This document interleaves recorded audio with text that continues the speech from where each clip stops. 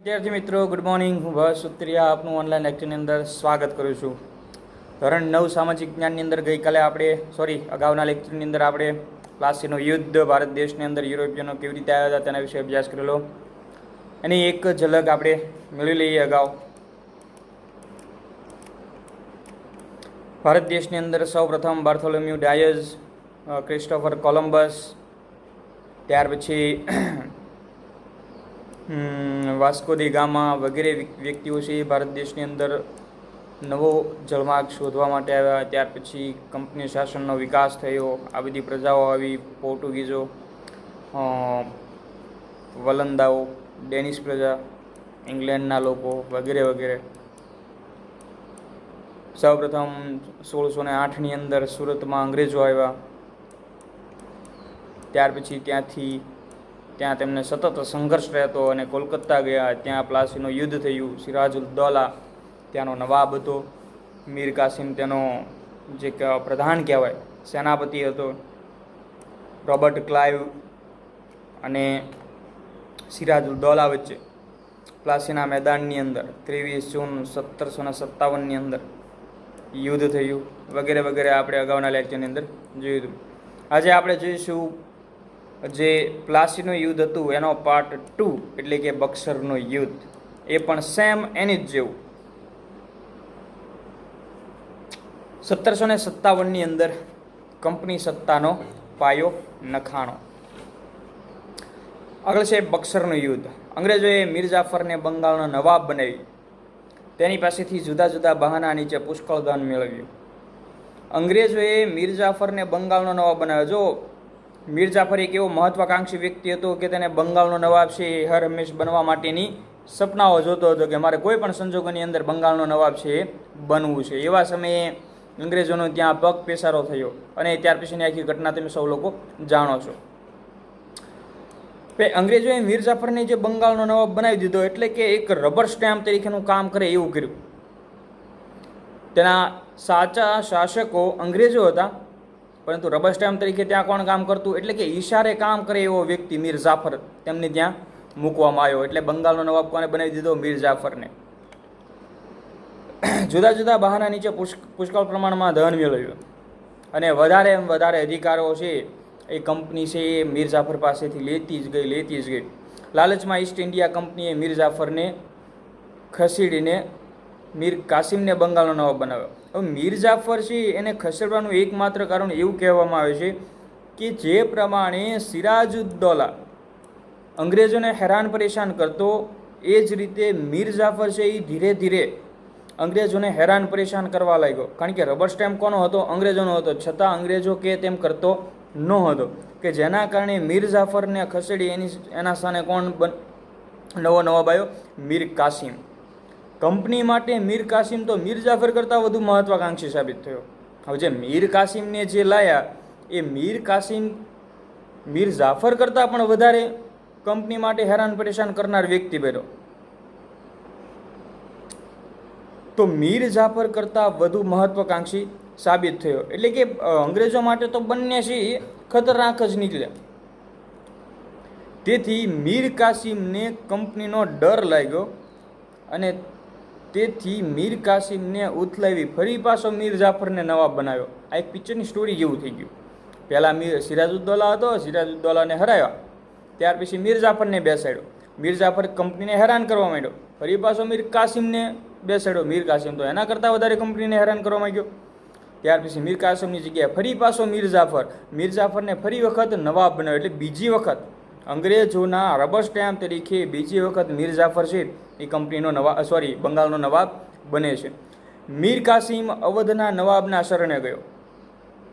એ સમયે એનું બાજુનું રાષ્ટ્ર અવધ, એટલે બિહારનો એક ભાગ. આ સમયે અવધમાં મુગલ બાદશાહ શાહ આલમ હતો, એટલે કે ત્યાં કોનું શાસન હતું? મુગલ બાદશાહ શાહ આલમનું. આથી ત્રણેય સંયુક્ત રીતે કંપની સામે યુદ્ધ કરવાનો અથવા કંપની સામે જવાનો એક સામાન્ય નિર્ણય લઈ લીધો. આ સમયે અવધમાં મુગલ બાદશાહ શાહ આલમ, ત્યાર પછી પેલા મીર કાસિમ વગેરે સંયુક્ત રીતે મળી અને મીર કાસિમ બંગાળના જે નવાબ શાહ આલમ સામે કોણ હતું? અંગ્રેજો. બક્સર મુકામે સંયુક્ત સેનાની સામે ઈસ્ટ ઇન્ડિયા કંપનીએ યુદ્ધ જાહેર કર્યું 22 ઓક્ટોબર 1764, કે જેમાં સંયુક્ત સેનાનો પરાજય થયો અને કંપનીને બંગાળ, બિહાર અને ઓરિસ્સાની દીવાની સત્તાઓ મળી. દીવાની સત્તાઓ એટલે શું? દીવા કરવાની સત્તા નહીં, પરંતુ દીવો જેનાથી થાય એવી સત્તા. એટલે કે વ્યાપારની જે પેલી કર ટેક્સ જે કંઈ આવે ને તે ઉઘરાવવાની સત્તા છે એ કંપનીને મળી. હવે જો અહીંયા સુધી છે ને કંપની માત્ર વ્યાપારી હતી. હવે તેના શાસનનો વિકાસ એ ભારત દેશમાં ઓફિશિયલ રીતે થાય છે. અત્યાર સુધી કોઈ પણ સ્થાન અંગ્રેજોના કબજા હેઠળ ન હતું કે અંગ્રેજો આના માલિક છે. અત્યાર સુધી માત્ર તે એક વ્યાપારીઓ તરીકેનું કામ કરતા હતા. પરંતુ હવે કંપની શાસનનો વિકાસ થાય છે અને એની પાછળનું કારણ આ જે 3 રાજાઓ છે ને, મીર જાફર, મીર કાસિમ અને સિરાજુલ દૌલા. જો એ સમયે ભારત દેશની એકતા રહી હોત,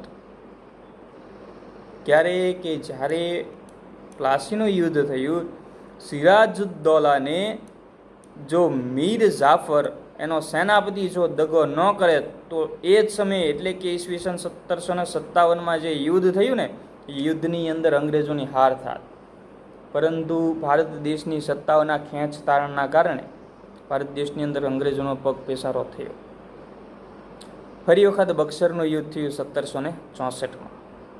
હવે 1764ની અંદર જે યુદ્ધ થયું એ તો માત્ર વિચારો અથવા મતાંતરના કારણે યુદ્ધ થયું હતું. કારણ કે ઓલરેડી 1757ની અંદર કંપની પાસે પોતાની સત્તાઓ તો આવી જ ગયેલી હતી, પરંતુ એક બંગાળની અંદર બંગાળના લોકોને સંભાળી શકે એવા રબર સ્ટેમ્પની જરૂર હતી. જે કામ પૂરું કર્યું મીર જાફર અને મીર કાસિમ બંને વ્યક્તિઓએ. પરંતુ મીર જાફર, મીર કાસિમ બંને કંપનીના સામે આવ્યા અને અવધનો નવાબ શાહ આલમ એ ત્રણેય વ્યક્તિ મળી અને સામા પક્ષે અંગ્રેજો અને એક પક્ષે આ ત્રણની સંયુક્ત સેના વગેરે સામે યુદ્ધ થયું. પરંતુ હવે ભારત દેશની અંદર અંગ્રેજો વધારે મજબૂત બની ચૂક્યા હતા. તેમને હરાવવું લગભગ નામુમકિન જેવું હતું. 22 ઓક્ટોબર 1764ની અંદર યુદ્ધ થયું કે જેમાં અંગ્રેજોની જીત થઈ. અને અંગ્રેજોની જીતની જે રકમ હતી એ રકમ શું હતી? આંકડાની અંદર નહીં, સત્તાની રકમ હતી. એમને સત્તા કઈ મળી? બંગાળ, બિહાર અને ઓરિસ્સાની સત્તા મળી. એટલે કે આ 3 જે રાજ્યો હતા એ રાજ્યોની કર ઉઘરાવવાની સત્તા છે એ અંગ્રેજોના હાથમાં આવી. હવે કોઈ પણ દેશની અંદર અર્થતંત્ર અને વ્યાપાર છે એ દેશનું મજબૂત પાયો હોય. એ એક પાયા ઉપર કોઈનો કંટ્રોલ આવી જાય તો દેશ વિકાસ કરી શકતો નથી. અને અહીંથી જ ભારત દેશની પડતી પનોતીની શરૂઆત થાય છે. હવે આવે છે કંપની શાસનનો વિકાસ અને ભારતના રાજાઓનો ડિમોલિશન. એક પછી એક ભારતના રાજા છે એ નબળા પડતા જાય છે અને પોતાનું રાજ્ય છે અંગ્રેજોને આપતા જાય છે. કંપની શાસનનો વિકાસ. અંગ્રેજ સરકારે નિયામક ધારો પસાર કર્યો 1773ની અંદર.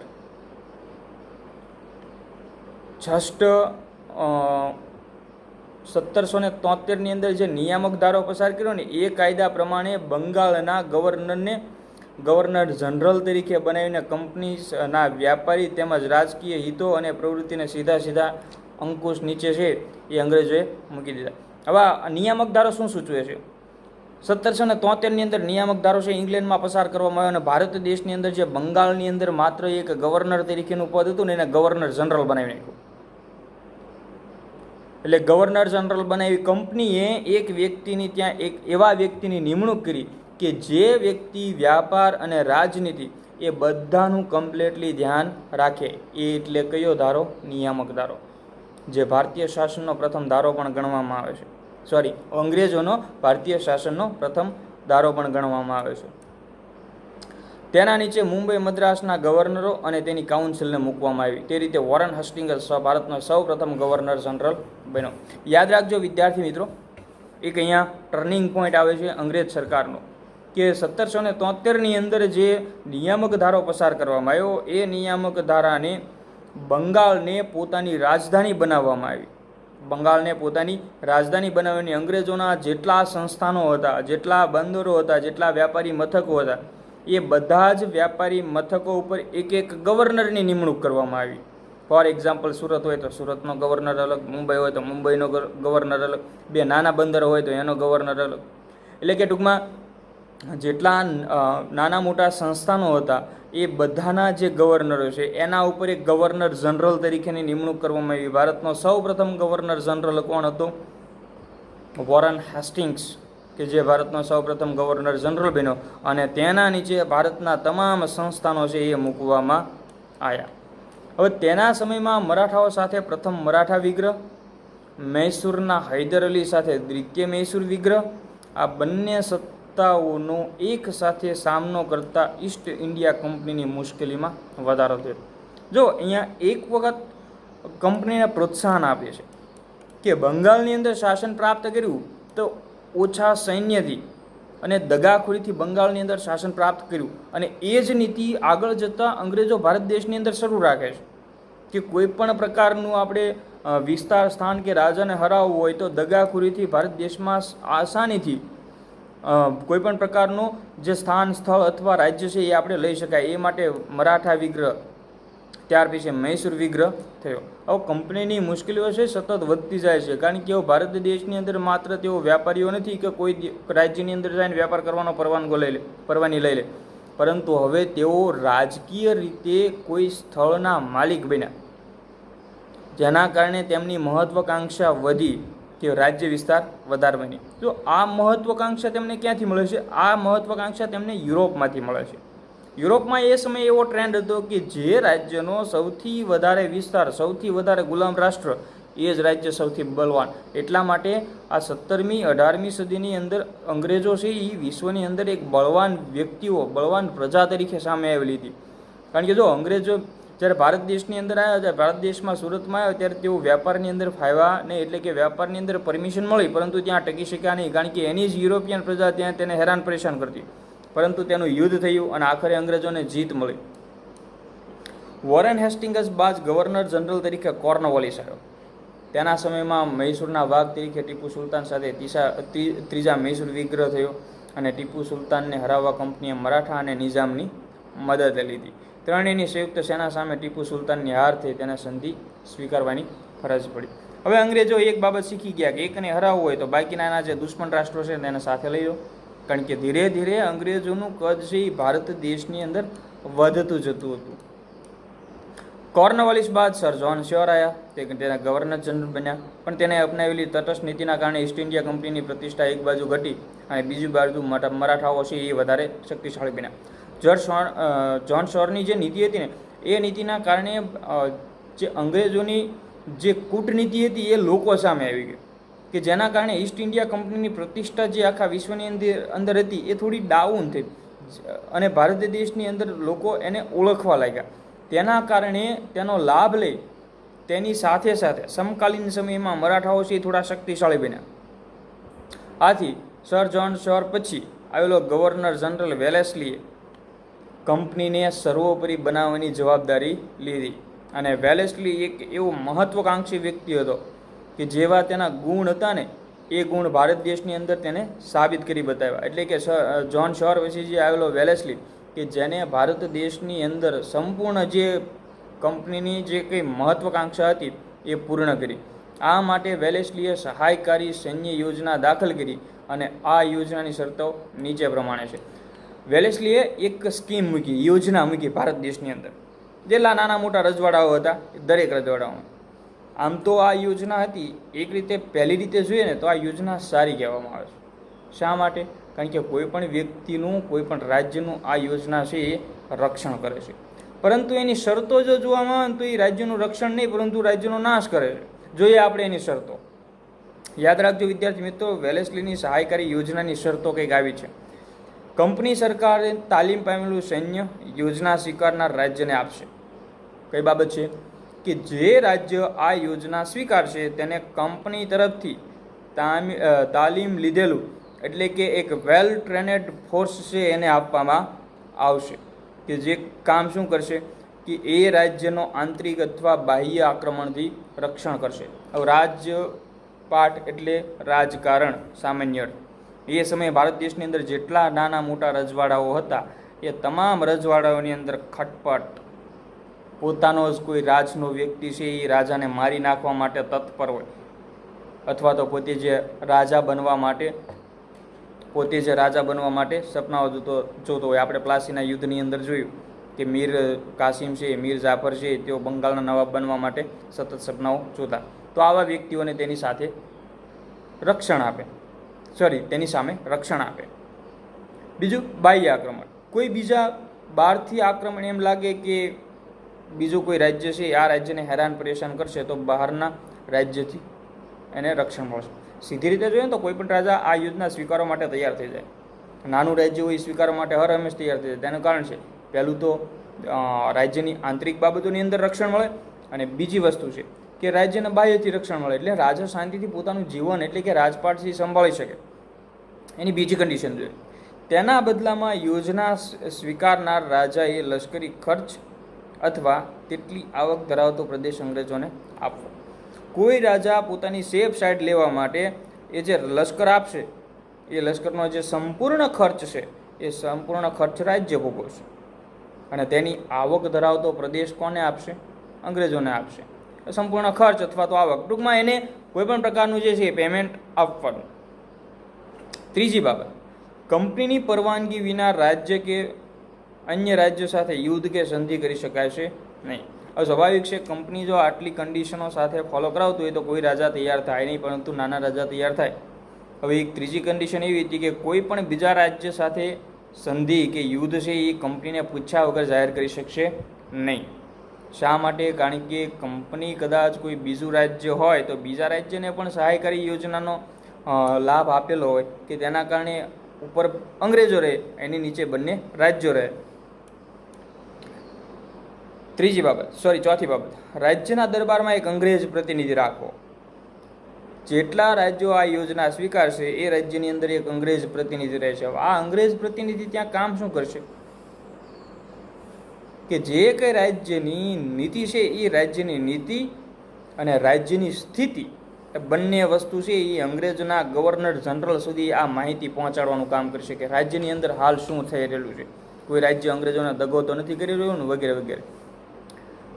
આગળની બાબત, અન્ય વિદેશીઓએ પોતાના રાજ્યોમાં નોકરી આપવી નહીં. એટલે કે આ યોજના સ્વીકારનાર રાજ્યને અંગ્રેજો સિવાય બીજા કોઈ પણ વિદેશી વ્યક્તિઓને રાજ્યની અંદર નોકરીની અંદર અને વ્યાપારની અંદર સ્થાન અથવા મહત્ત્વ આપવું નહીં, કારણ કે અંગ્રેજોએ એ છે એ કન્ડિશન આપેલી છે. હવે આ બધા મુદ્દાઓ જોઈએ ને તો કોઈ પણ રાજ્યને બધી રીતે બાજુમાંથી ઘેરી લેવાનું કામ કરે છે. એટલે કે એની ચારેય બાજુ જે મહત્ત્વના પાસા છે એ આ શરતોની અંદર આવી જાય છે. હવે આ યોજના સ્વીકારનાર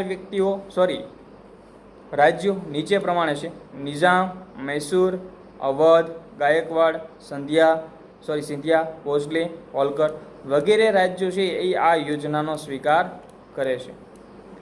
ત્યાર પછી આગળ જોઈએ કે આ યોજના શા માટે મીઠા ઝેર સમાન છે. અવારનવાર પૂછાતો પ્રશ્ન છે, પરંતુ અહીંયા સુધી આપણે રાખીશું. આભાર વિદ્યાર્થી મિત્રો.